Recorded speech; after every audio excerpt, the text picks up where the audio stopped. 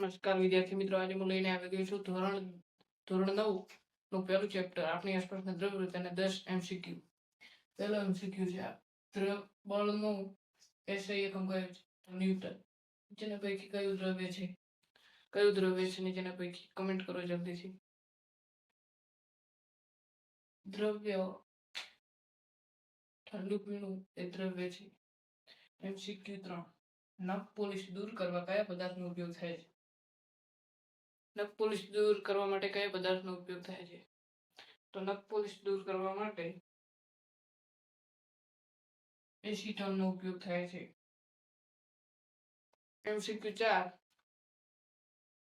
તાપમાન વધતા દ્રવ્યના કણોમાં શું ફેરફાર થાય છે? તો તાપમાન વધતા દ્રવ્યના કણો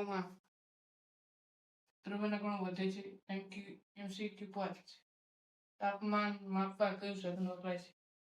તાપમાન માપવા કયું સાધન વપરાય છે? તાપમાન માપવા થર્મોમીટર વપરાય છે. એક ઘન મીટર બરાબર ખાલી જગ્યા લીટર. એક ઘન બરાબર કેટલા લીટર થાય?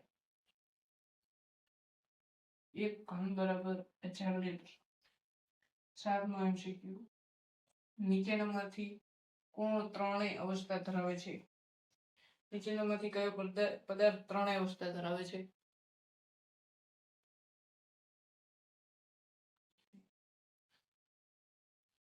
નીચેનામાંથી કયો પદાર્થ ત્રણેય અવસ્થા ધરાવે છે? તો કે પાણી ત્રણેય અવસ્થા ધરાવે છે. MCQ 8 પાણીનું ઉત્કલન બિંદુ કેટલું હોય છે? પાણીનું ઉત્કલન બિંદુ 6°C હોય છે.